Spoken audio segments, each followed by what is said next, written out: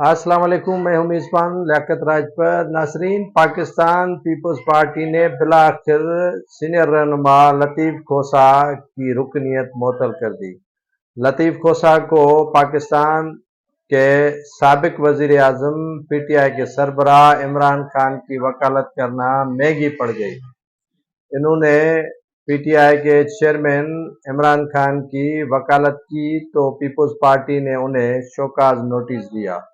Show cause notice जो secretary general Nayyar Hussain Bukhari की तरफ से दिया गया था, उसमें कई वजूहात जो बयान की गई, उनमें पहला ये था कि साइफर केस जो हसासियत वाला मामला है उसे वकला कन्वेंशन में क्यों उठाया। दूसरा ये उन पर यह था कि PTI के चेयरमैन इमरान खान की वकालत पीपल्स पार्टी की क़यादत से इजाज़त लिए बगैर क्यों लड़ी।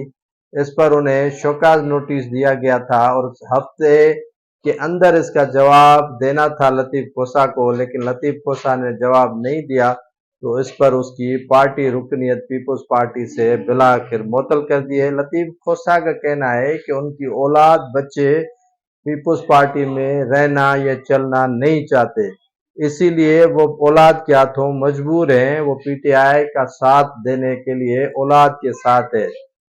वो चाह रहे थे कि पीपल्स पार्टी उन्हें खुद ही पार्टी से निकाल दे, खुद ही उनकी पार्टी रुकनीत मुअत्तल कर दे, क्योंकि कई ऐसे वकला हैं जो पीपल्स पार्टी का मुस्तकबिल पंजाब में नजर न आने पर, जैसे बाबर अवान है और भी कई रहनुमा हैं जो पीपल्स पार्टी से आहिस्ता आहिस्ता किनारा कश होकर किसी और जमातों में जा रहे हैं या PTI का साथ दे रहे हैं। इसी में लतीफ़ खोसा सर फहरिस्त है।